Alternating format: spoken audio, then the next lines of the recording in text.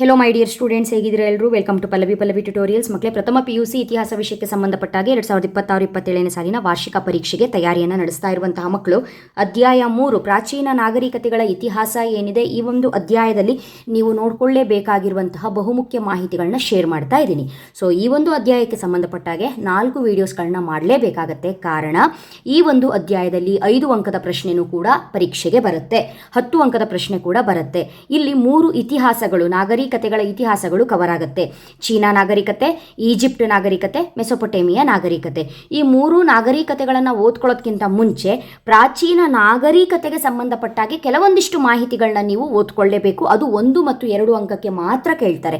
ಹಾಗಾಗಿ ಅದಿಷ್ಟು important topic ಏನು ಅಂತ ಈ ಒಂದು ವಿಡಿಯೋದಲ್ಲಿ ಹೇಳಿ, ನೆಕ್ಸ್ಟ್ ವಿಡಿಯೋದಿಂದ ಈಜಿಪ್ಟ್ ನಾಗರಿಕತೆ ಒಂದು ವಿಡಿಯೋದಲ್ಲಿ, ಚೀನಾ ನಾಗರಿಕತೆ ಒಂದು ವಿಡಿಯೋದಲ್ಲಿ, ಮೆಸೊಪೊಟೇಮಿಯಾ ನಾಗರಿಕತೆ ಒಂದು ವಿಡಿಯೋದಲ್ಲಿ ನಾನು ಅಪ್ಲೋಡ್ ಮಾಡ್ತೀನಿ. ಅದು ಕೂಡ ಬೋರ್ಡ್ ಅವರೇ ರಿಲೀಸ್ ಮಾಡಿರುವಂಥ ಕ್ವಶನ್ ಬ್ಯಾಂಕಲ್ಲಿ ಏನು ಪ್ರಶ್ನೆಗಳಿದೆಯೋ ಅದಕ್ಕೆ ಉತ್ತರವನ್ನು ಹೇಳ್ತೀನಿ. ಅದ್ರ ಜೊತೆಗೆ ಗ್ಯಾರಂಟಿ ಎಕ್ಸಾಮಿಗೆ ಬರುವ 5 ಹಾಗೂ 10 ಅಂಕದ ಪ್ರಶ್ನೆ ಯಾವುದು ಅಂತ ಕೂಡ ಹೇಳ್ತೀನಿ. ಈ ಹಿಂದಿನ 2 ಅಧ್ಯಾಯಗಳನ್ನ ಆಲ್ರೆಡಿ ಅಪ್ಲೋಡ್ ಮಾಡಿದ್ದೀನಿ, ವಿಡಿಯೋನ ವಾಚ್ ಮಾಡಿ, ಓಕೆನಾ? ಸಿವಿಲಿಸ್ ಪದವನ್ನು ಯಾವ ಭಾಷೆಯಿಂದ ಪಡೆಯಲಾಗಿದೆ ಅಂತ ಕೇಳಿದರೆ, ಸಿವಿಲಿಸ್ ಎಂಬ ಪದವನ್ನು ಲ್ಯಾಟಿನ್ ಭಾಷೆಯಿಂದ ಪಡೆಯಲಾಗಿದೆ ಅಂತ ಬರೀಬೇಕು. ಸಿವಿಲಿಸ್ ಪದದ ಅರ್ಥ ಏನು ಅಂತ ಕೇಳಿದರೆ ನಗರವಾಸಿ ಅಂತ ಬರೀರಿ, ಓಕೆನಾ? ನೆಕ್ಸ್ಟು 2 ಪದ ಅಥವಾ 2 ವಾಕ್ಯಗಳಲ್ಲಿ ಉತ್ತರಿಸಿ ಅಂತ ಹೇಳ್ಕೊಂಡು ಕೇಳ್ತಾರೆ.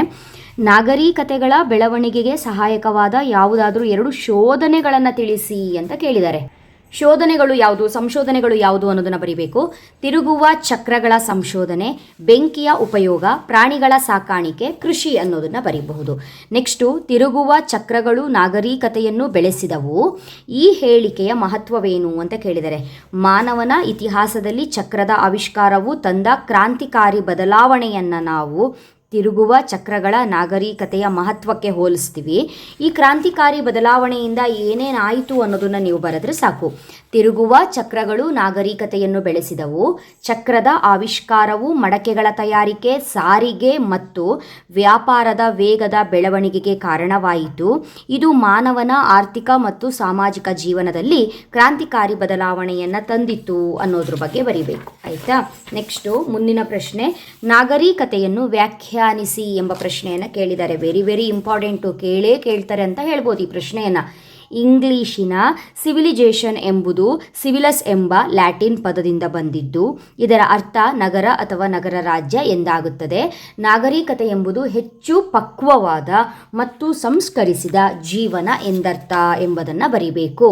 ಮುಂದಿನ ಪ್ರಶ್ನೆ ಕೇಳಿರುವಂಥದ್ದು, ಯಾವುದಾದರೂ 2 ಪ್ರಾಚೀನ ನಾಗರಿಕತೆಗಳನ್ನು ಹೆಸರಿಸಿ ಅಂತ ಹೇಳ್ತಾರೆ. ಈಜಿಪ್ಟ್ ನಾಗರಿಕತೆ, ಚೀನಾ ನಾಗರಿಕತೆ, ಮೆಸೊಪೊಟೇಮಿಯಾ ನಾಗರಿಕತೆ ಯಾವುದಾದ್ರೂ ಬರಿಬಹುದು. ನಾಗರಿಕತೆಗಳ ಬೆಳವಣಿಗೆಗೆ ಸಹಾಯಕವಾದ ಯಾವುದಾದ್ರೂ 2 ನದಿಗಳನ್ನು ಹೆಸರಿಸಿ ಅಂತ ಹೇಳಿದ್ರೆ ಸಿಂಧೂ ನದಿ, ನೈಲ್ ನದಿ ಬರೀರಿ.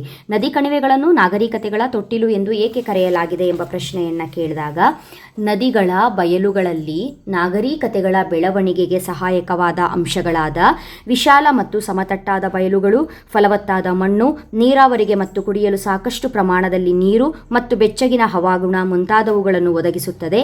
ಆದ್ದರಿಂದ ನದಿ ಕಣಿವೆಗಳನ್ನು ನಾಗರಿಕತೆಗಳ ತೊಟ್ಟಿಲು ಎಂದು ಕರೆಯಲಾಗಿದೆ.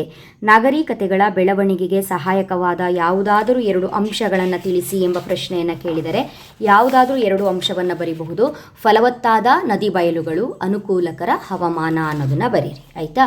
ಇದಿಷ್ಟು ಕೂಡ ನಿಮಗೆ ಪೀಠಿಕೆ ಅಂದರೆ 3ನೇ ಅಧ್ಯಾಯದ ಪೀಠಿಕೆಗೆ ಸಂಬಂಧಪಟ್ಟಾಗೆ ಬಹುಮುಖ್ಯ ಪ್ರಶ್ನೆಗಳು.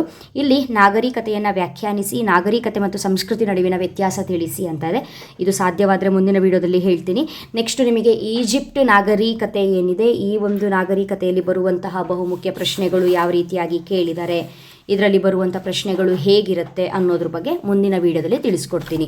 ನೆಕ್ಸ್ಟ್ ಇವಾಗ ನಿಮಗೆ ಡೌಟ್ ಏನು ಅಂತ ಹೇಳಿದ್ರೆ, ನಾಗರಿಕತೆ ಮತ್ತು ಸಂಸ್ಕೃತಿ ನಡುವಿನ ವ್ಯತ್ಯಾಸವನ್ನು ಕೇಳ್ತಾರಾ ಅಂತ ಹೇಳ್ಕೊಂಡು ಕೇಳುವಂಥ ಸಾಧ್ಯತೆಗಳು ಜಾಸ್ತಿ ಇದೆ. ಹಾಗಾಗಿ ಅದನ್ನು ಮುಂದಿನ ವಿಡಿಯೋದಲ್ಲಿ ಉತ್ತರ ಕೊಡ್ತೀನಿ ಮಕ್ಕಳೇ, ಓಕೆನಾ? ಇದನ್ನು ಪಾಯಿಂಟ್ ಡಿಫ್ರೆನ್ಸ್ ವ್ಯತ್ಯಾಸವನ್ನು ಬರೆದ್ರಾಯಿತು. ನೆಕ್ಸ್ಟ್ ವಿಡಿಯೋದಲ್ಲಿ ಆನ್ಸರ್ ಕೊಡ್ತೀನಿ, ಓಕೆ? Thank you. ಚೆನ್ನಾಗಿ ಓದ್ಕೊಳ್ಳಿ, ಚೆನ್ನಾಗಿ ಪ್ರಿಪೇರ್ ಆಗಿ. All the best.